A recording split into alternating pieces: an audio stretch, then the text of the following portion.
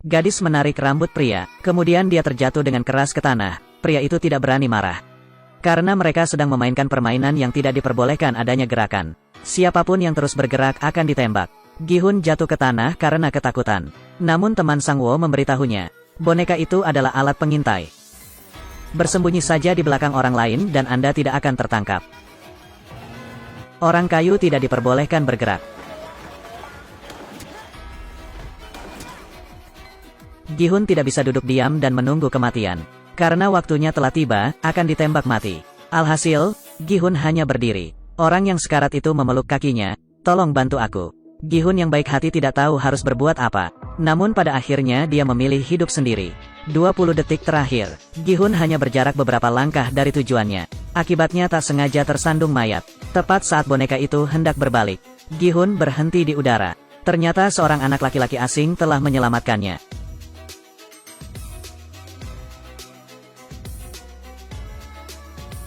2 detik terakhir, semuanya untuk sementara menyelamatkan nyawa. Awalnya berjumlah 456 orang. Kini tinggal 201 orang lagi.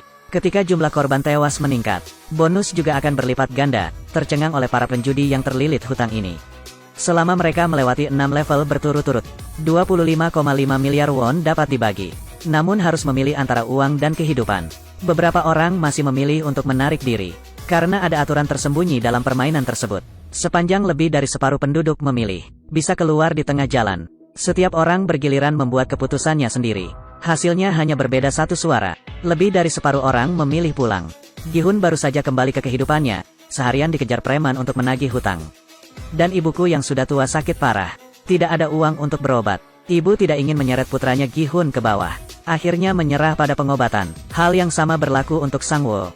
Hutang perjudian melingkupi hidupnya. Tidak ada harapan dalam hidup mereka, tanpa pengecualian. Mereka menghubungi organisasi itu lagi. Kembalilah dan bergabunglah dalam permainan mengerikan itu. Mereka menaiki bus misterius pada saat bersamaan. Kabut menyebar kemana-mana, kemudian secara bertahap kehilangan kesadaran, sangat cepat. Mereka dikirim ke sini lagi. Setelah kelas terakhir, mereka memutuskan untuk membentuk sebuah tim. Gi-hun, Sang-woo dan anak laki-laki asing. Bentuk tim beranggotakan 4 orang dengan seorang lelaki tua berusia 90-an. Di sisi lain, pihak pelaku intimidasi. Tim ini penuh dengan orang-orang kuat. Game kedua akan segera hadir. Mereka dibawa bersama ke taman hiburan. Ada 4 bentuk di depan, lingkaran segitiga, bintang dan payung. Pikirkan tentang itu, mereka harus memilih bentuk yang sama. Lihat grafik ini. Sang-woo tiba-tiba teringat permainan mengukir kue gula yang biasa dia mainkan ketika dia masih muda. Sepertinya dia tahu tentang permainan itu. Tapi dia tidak memberitahu Gi-hun. Karena kita tahu tidak ada teman di game ini, dia memilih bentuk bintang yang rumit. Ali mengingatkanku pada bulan di rumah. Jadi lingkaran dipilih. Sang-woo memilih segitiga paling sederhana. Tapi Gi-hun sangat menderita, dia memilih bentuk sel yang kompleks. Mereka harus mengeluarkan semua bentuk kue. Jika gagal, mereka akan ditembak dan dibunuh di tempat.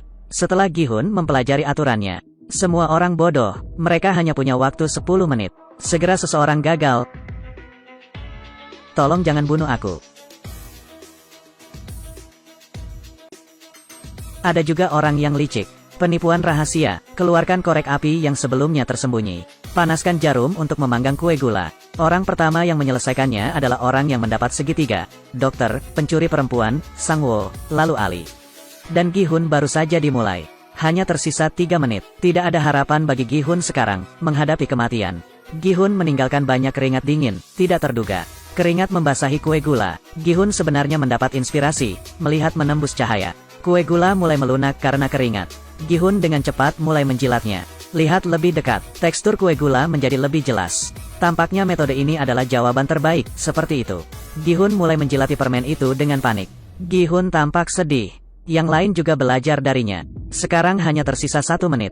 Gi-hun akhirnya mengeluarkan payung yang paling keras. Tetapi orang yang tidak menyelesaikannya adalah orang yang sial. Mereka dibantai oleh orang-orang berpakaian merah. Dan seorang saudara lelaki dengan pandangan tajam. Keluarkan saja penjaganya, mengambil senjata, menculik seorang pria berpakaian merah dan mengancam, meminta para sandera melepas masker mereka, untuk bertahan hidup. Sandera melakukannya. Tanpa diduga, orang tersebut seumuran dengan putranya sendiri. Saya tidak bisa menerima kebenaran. Dia baru saja menembak dirinya sendiri. Namun anak ini juga menampakkan penampilannya. Ditembak dan dieksekusi oleh pemimpinnya. Sekarang hanya tersisa 108 orang. Bonus juga berjumlah 34,8 miliar won. Waktunya makan. Semua orang berbaris untuk menerima makan siang mereka dengan tertib. Namun si penindas hanya memilih untuk mengikuti antrean. Perempuan tidak mempunyai pendukung, hanya bisa menelan amarah. Banyaknya makanan yang tersedia tergantung pada jumlah kontestan. Akibatnya, 5 orang terakhir tidak punya apa-apa untuk dimakan. Wanita yang baru saja berdesak-desakan selama berjam-jam itu ingin membalas dendam, mencontohkan kelompok pelaku intimidasi mengambil makanan tersebut sebanyak 2 kali. Pria itu tidak punya apa-apa untuk dimakan, ingin menemukan sekelompok tiran jahat. Akibatnya, si pengganggu maju dan meninju.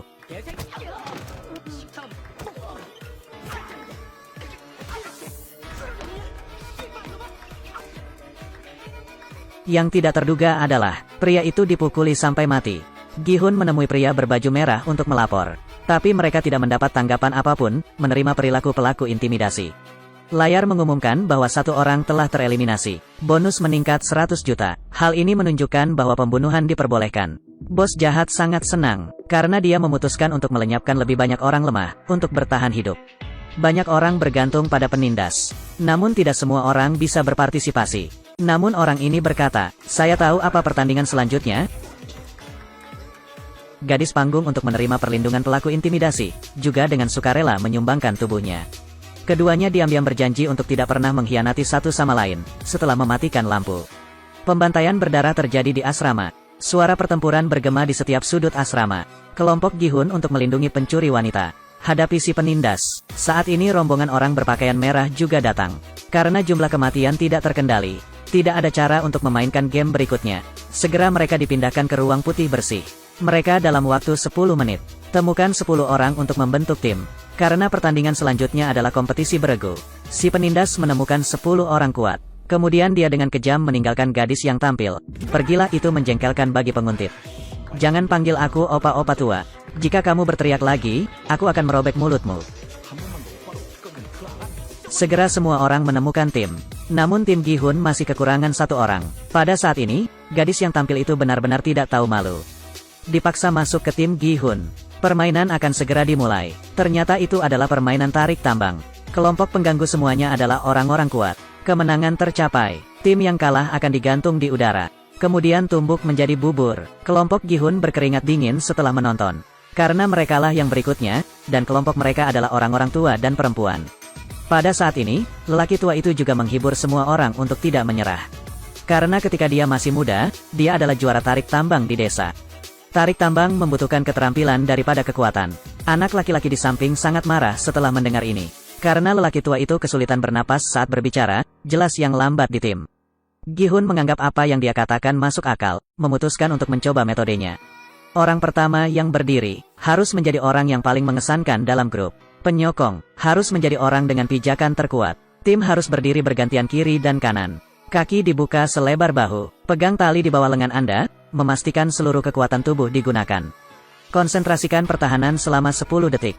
Berbaring sejauh mungkin. Perut, angkat kepala agar bisa melihat selangkangan orang berikutnya. Tidak akan menepi dalam 10 detik pertama. Lawan mulai secara tidak sengaja mengganggu posisinya. Juga mulai meluncur, sekarang. Kelompok Gi-hun mengerahkan kekuatannya. Berkeras.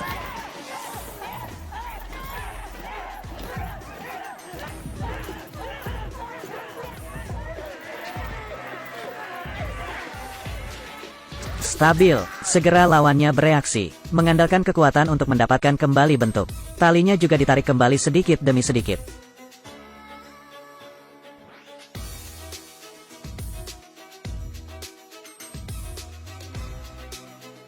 Sangwo tiba-tiba memikirkan suatu cara. Dia meminta semua orang untuk mengambil 3 langkah. Kemudian yang lainnya akan jatuh. Meskipun semua orang enggan mengambil pendekatan ini, tapi untuk bertahan hidup, mereka juga melakukan hal yang sama. Mereka sukses, tapi Gi-hun melayang di udara. Perintah Sangwo. Tim bekerja keras. Saat ini, lawan belum pulih. Gaya tarik yang besar membuat mereka tidak mungkin berdiri dengan mulus.